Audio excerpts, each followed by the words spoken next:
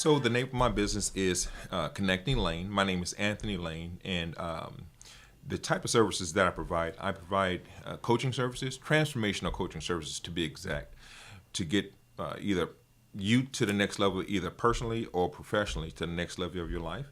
When I say personally, that is people who are working towards in their business, but they're working with their family life, their family dynamics. Yes. And they don't know how to separate the two.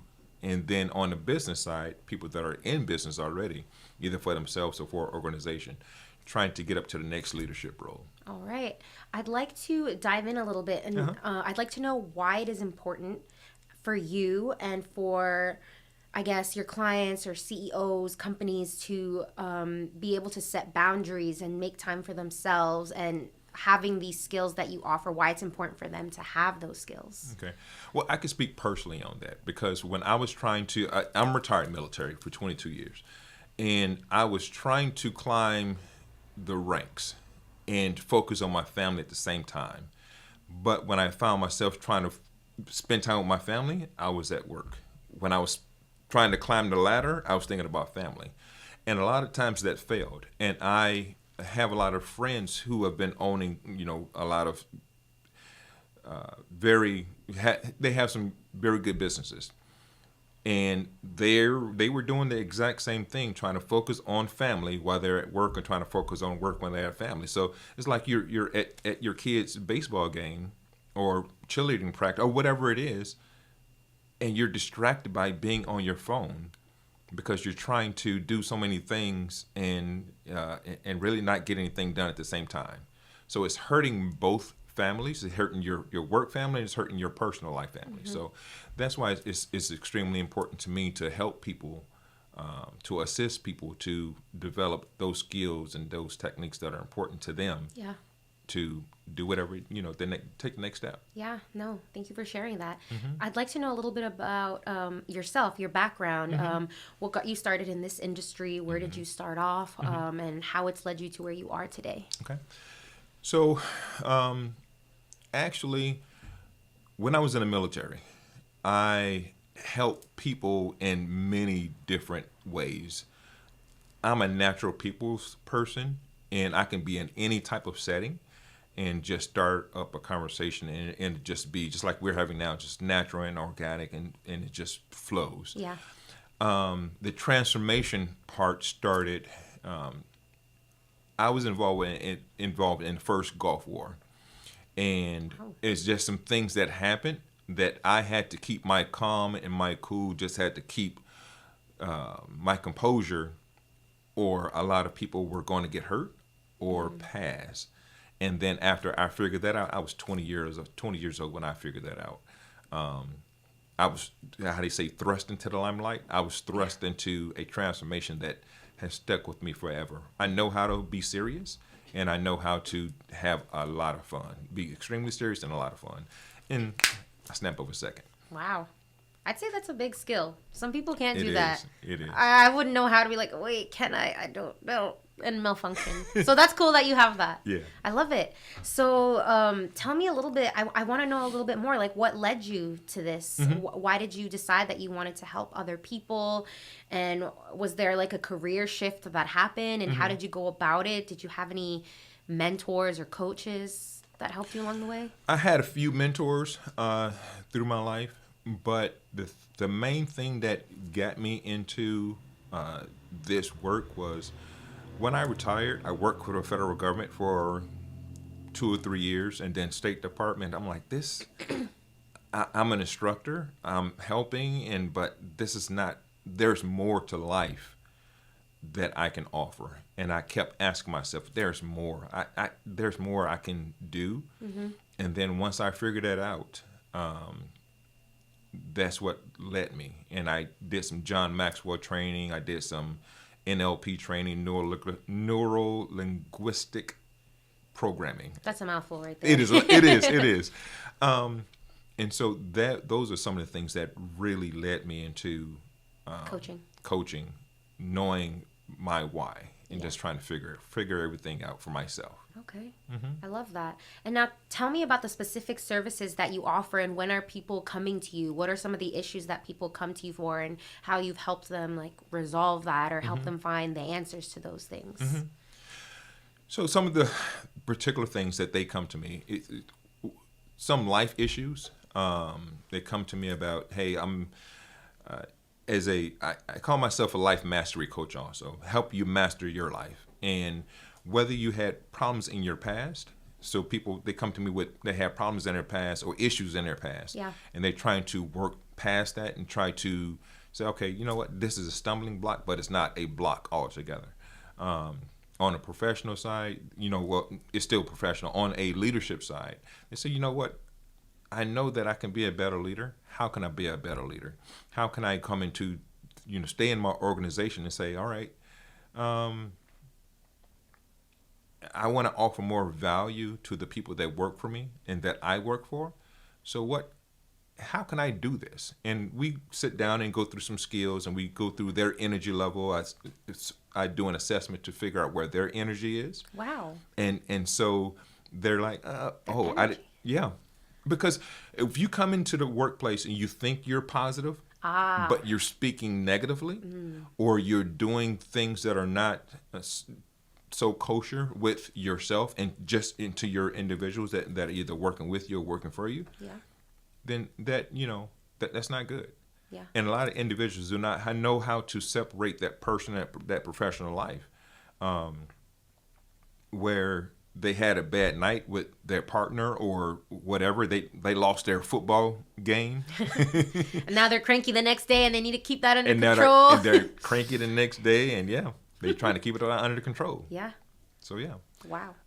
And so I do energy assessments. I do a lot of different assessments to meet that individual where they are. Yeah. Love that. I saw online that the type of services that you have, it's the one-on-one coaching, workshops and seminars, group coaching, online courses, and masterminds and retreats, and even corporate coaching. I think that is really cool. Could you talk to me about the workshops and also the retreats? I feel like that's quite interesting, and I'd like to hear more about that. So the workshops, seminars, and the retreats. So let's start off with the latter, the retreats. For small businesses and for small business owners, and they just want to up their game and get around other like-minded individuals, will go away. 1, it's a tax write-off. Perfect. 2, it is fun. And 3, I want to remove people from their current environment, from their current distractions in life, to put them in a place to where, 1, they feel safe, and 2, that they can sit down and relax, like your podcast, and where we can just sit down, relax, have a casual conversation, and just move on. Yeah. The workshops and seminars, I find out what the organization needs and what they're looking for and where they trying to, where they want to move to. And I have programs that are already in place, but I craft those programs designed just for that particular organization. Okay.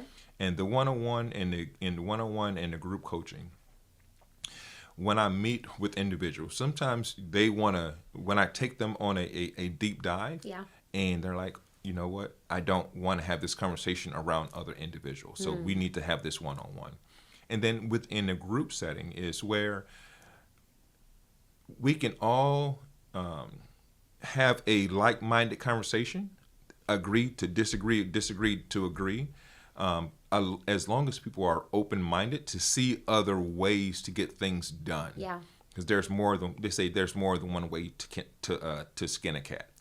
And if people are open-minded, even if they're not open-minded, they might walk away and say, you know what, let me think of it this way or that way.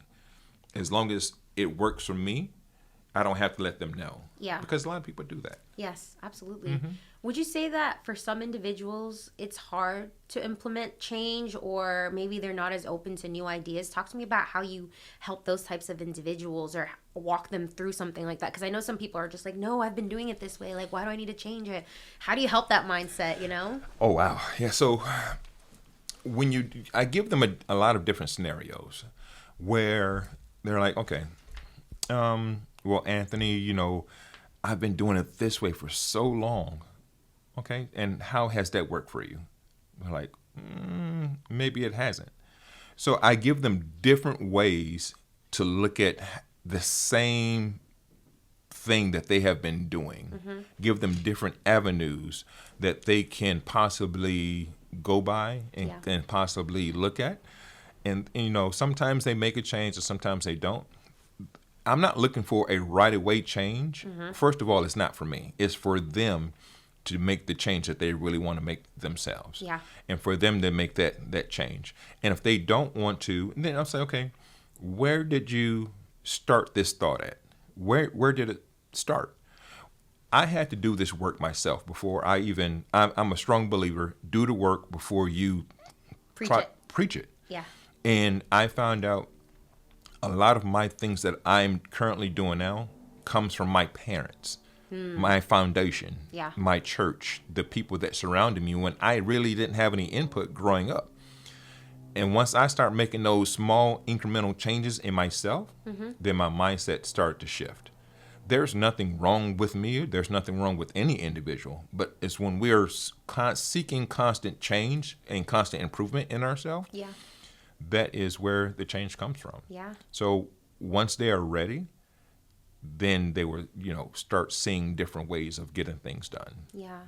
And hopefully they are open to that, because if they are coming to you, that means they're seeing that the way that they've been doing it is maybe not working, and they're like looking for that guidance. So that first step is going to you. That means they do want to make a change too, right? But maybe it's not as easy. So thank you for touching on that. I'd like to talk about marketing and how you're going about that. Is it more word of mouth? Are you putting posts online as an entrepreneur, business owner? How are you getting the word out there about the type of services that you have and how you've helped other clients, or maybe share testimonials or something? So I had a call yesterday with a coaching client, and we were just talking casually, and she was having some issues with, getting a strong relationship that she really wanted to have. And I just been working with her for about a year. And I've always told her to relax. Don't put your personal biases on the guy that you're trying to date. Just relax. And then all of a sudden she calls me and says, Anthony, I finally met the guy.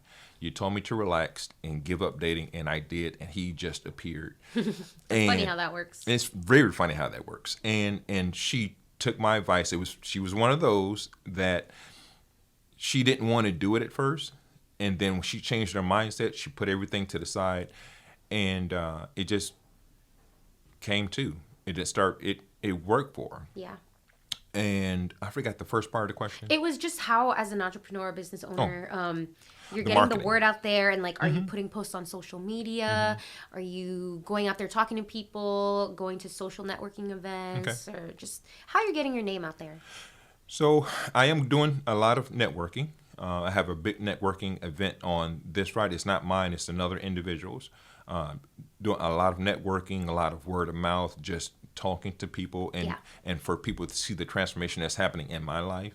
And also I do a lot of marketing on LinkedIn and Instagram. I'm doing a little bit on TikTok. TikTok is really not my area, but it is reaching the right individuals, because my main thing, I just want to I just want to put the word out there that where you are, you don't have to stay where you are. If you just make those small incremental changes, like you said, mindset, you can do the right thing for yourself. Yeah. And so those are the main platforms. Cool. I was at a birthday party last night, and it's funny. I did a modeling event this past weekend to find a cure for cancer, and one of my friends saw me on Facebook, and he was like, "Hey, everyone, this is Anthony. Get his autograph before he blows up." I'm like, even if I blow up, I'm still going to be the same person, and you know that. He was like, yeah, but I still want your autograph. Yeah, I love that. That's cool. And so, but then that conversation about modeling transformed over into my coaching. So it's just everything is, like I said, my name of my business is Connecting Lane. Everything that we do is connected in some way or another. Yeah. And I just make sure that there are so many ways to reach individuals, whether it is print, video, this podcast, when I post this video,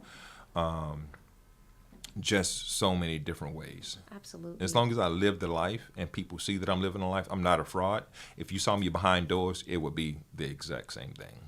Love that. No, that's a good, I guess, mantra or saying to have, like, authentically, like, being yourself, like, whether it's in front of the camera or in person or whatever, it's you. And a lot of people like that. They want to know who the real person is, because sometimes it's maybe shock when they, like, meet you and you're like, oh, you're not like the person that was online. You seem nicer, but you're mean in person. You know what I'm saying? Something like that. So it's like catfishing and coaching. Yeah. Oh, you seem so authentic, but you're a jerk. Yeah, you're mean. No. I don't want to work with. I'm trying to not be mean, and you're mean too. So this is not gonna work. No, just kidding. Exactly. I don't know. Yeah, I'm just throwing out random things, but no, that's cool. And where do you see yourself in the next 5 years as a person and with your business?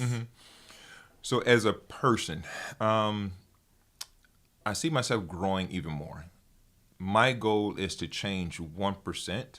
I'll make 1% adjustments in my life every single year. It's nothing. I don't want to make drastic changes. Like New Year's resolution. Oh, I'm going to lose 1,000 pounds by, 1,000 pounds. February 1st, and by January 3rd, you're stopped. And so I don't want to. I make small incremental changes. And so in 5 years, I just see myself helping even more people and being on the stage speaking to a vast amount of people, and just whenever I have an opportunity to really speak, and just really speak authentically, and sometimes I speak kind of crazy, just I let the old self come out. And I'm like, Anthony, that's no longer you. So you calm down, sir. Calm down. That's funny. Well, nothing sounds crazy right now. So right. The old Anthony has not come down. No.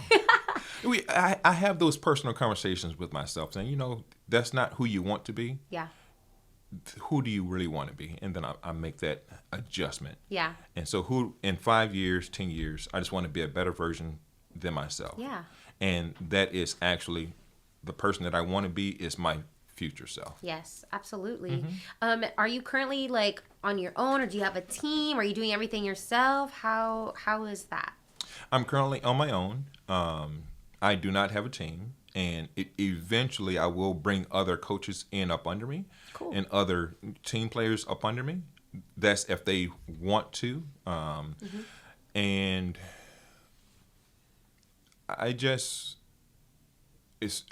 I have come to the realization a long time ago, it's not about me. It's never been about me. Just like you have a gift to speak to a vast amount of people, but it's not about you. You're not in front of the camera. You're Correct. in front, but it's your back. Yes. So you're not really not in front. Yes, correct. So you're sharing your gift with a lot of individuals, and that's one of the blessings that you have, and that's one of the blessings that I have. When to share it and when to say, okay, yeah, it's not about me. Exactly. No, you're right. I would like to ask, have you had any situations where people have been adamant about there's certain ways that they interact with others, and maybe they see things that are kind of like, well, it's not really me, it's this team member. Do you then say, bring in that team member and we'll have a conversation together, or do you talk to them privately, or can it go many ways? Like, because I know some people are like, I swear it's not me. It's this certain team member or this, or how would you go about a situation like that? Because oftentimes I think about that. Like, maybe it isn't them, and maybe it is. Like, how do you fix a situation like that? Well, first, my term is not fixing. It's like, what is it about? Because it's usually about the reflection that person is giving, that you see something in yourself and you don't like about yourself. So you're like, oh, wow. I went to a conference one time and a person was speaking on stage. And I'm like, dude, I can't stand how he talks. He's just so arrogant. Oh, Anthony, he's doing something that you want to do. You're just not doing it. He's brave. He's not arrogant. She's brave. She's not arrogant. They're doing something that you want to do. So what is it about this person that you really don't like that you see in yourself? I have them do a self-reflection on why. Because there has to be something within you that you see in yourself that you're just not doing. Yeah. And then once I say, but you can never put the blame on someone else. Yeah. You have to look at yourself Yes. on why you're doing this or why you're doing that. Or thinking that. Yeah. And where did that thought come from? It usually comes from somewhere else. It's not originating from you. No. Wow. I'm glad I asked that question because that is a tough one, right? It Like a lot is. of you can't really put the blame on someone else. You gotta look within yourself, like you said, and that's kind of a hard thing to do sometimes, right? It is, but I give them the tools. Give each individual the tools to say, okay, we have to. Well, we don't have to do anything, but it's suggested that you just take a look and say, all right, if it is me, what a part of me that I don't like about this individual or about this situation, and where did I get that from? And how can I make that adjustment within myself? Yeah. And then show up to that individual. Because if I walk in here with a crappy attitude, this interview will be over already. Because now I'm reflecting on me like, oh, she thinks she's this, she got her podcast, but no. I have to come in here with a positive attitude, and my attitude will reflect on you. And so in the workplace, if you come into work with a negative Nancy or negative Billy attitude, then that is going to reflect on the individuals around you. So true. No, yeah. Thank you for sharing that. I think that's very insightful. Thank you. And I'm glad that you're here on the podcast so we can learn from this, or maybe we never even thought of it like that, and maybe this will resonate with somebody who's listening on the podcast or something. So that's great. Yeah. Is there anything that I have not touched on that you would like to share with our listeners in regards to yourself, your business, your workshops, anything? So some of the things that I like to bring attention to is I am readily accessible.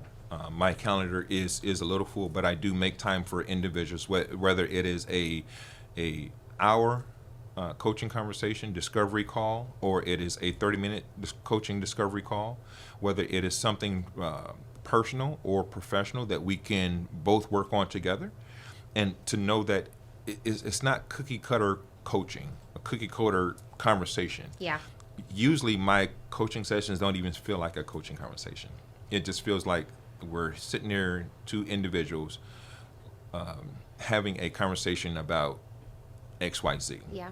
On how can you elevate yourself to get to where you really want to go. People can connect with me on LinkedIn. I'm under Anthony Lane. My face is on there, so you see my face. It's the same. I'm not catfishing.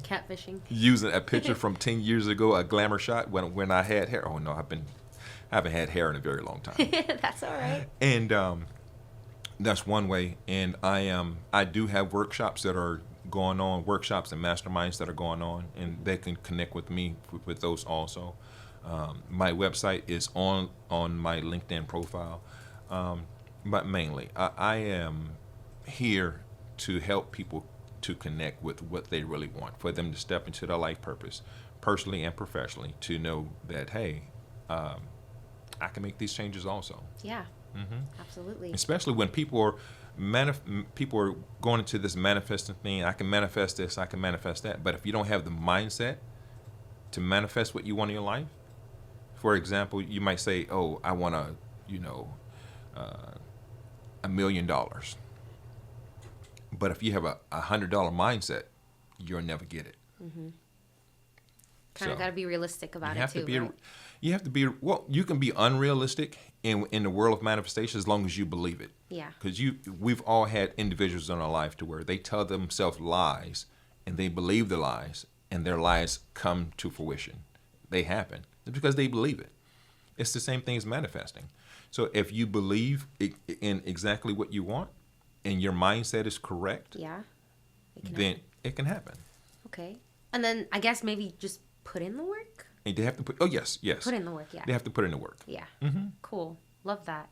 On a lighter note, when you're not coaching and running your business, what are some of the things that you like to do to unwind, or that you like to do to relax and just unwind?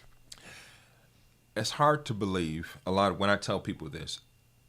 My joy is enjoying life. And I can drive down the street behind a garbage truck and people don't like that smell. No. I have the ability to smell that garbage truck. A lot of people don't have the sense of smell. And so I enjoy life. Whatever comes my way, I'm going to enjoy it. Wow. And so I can sit there and watch kids play soccer. I can sit there and watch adults play soccer or football or whatever. I'm just going to enjoy myself. It doesn't matter where I am, what I'm doing. Find the joy in those simple things. I'm going to find joy in the simple things. That's the best way to put it. Yeah. I love that. No, that's great, because oftentimes, like, maybe we're just, something is in our head that it blocks us from enjoying just the little things, or we just don't sit down, like they say, and smell the flowers or whatever. So I think that is an important thing that oftentimes we forget about. Like, I'm on this podcast today. I'm getting to interview a lot of people. I need to sit down and enjoy that I get to talk to so many people, hear about their stories, and not only do I get to hear them, but other people also get to take those lessons and insights and learn from them. So yeah. Yeah. And it is, even with this podcast, it didn't start off to where you had this beautiful scenery. You start off with a vision inside your head, and everything start working with you slowly but surely. And for me, I woke up this morning and the sun was rising over the trees. And I was like, I am so grateful that I'm able to see the beautiful sunrise. And on November 1st, it'll be the first, a new moon. And so now the sky is all black. I get to see the stars and the other planets, depending on where I am. So it's just the small things like that that I just find great joy in. And working with each individual that I come in contact with, I'm like, I can take away something from that, something positive. Very nice. I love that. And now my final question. Okay. I like to ask everybody this, but do you have anything that anybody has ever told you, or maybe a song lyric, a saying that has resonated with you in any way that you would like to share with our listeners so they can use for inspiration? I said it on my way here. Her name is Abraham Hicks, and she is a law of attraction person. And her thing is, everything is working out for me. So regardless when my world is crumbling, it feels like my world is crumbling around me, everything is working out for me. Tears, like I'm bawling, crying. I'm like, before I say why me, I say everything is working out for me. It doesn't feel good saying it, but I still say it. Yeah. And I believe it. Everything is working out for me. Yeah. And no matter what, it usually, there's like on my way here, I ran into a couple. I didn't have accidents, but I saw some couple of car accidents and trucks and blah blah blah. If I would have been ahead on time, then I would have been that car accident. I would have been whatever incident that is going on. And I say everything is working out for me. Wow. So just believe everything is working out for you, for the individuals that are listening. It's working out for them. Yeah. It don't seem like it, but it is. Yep. Well, thank you so much for sharing that and all your insight. We really appreciate you making time to be here and just sharing the journey. Thank you so much. Absolutely.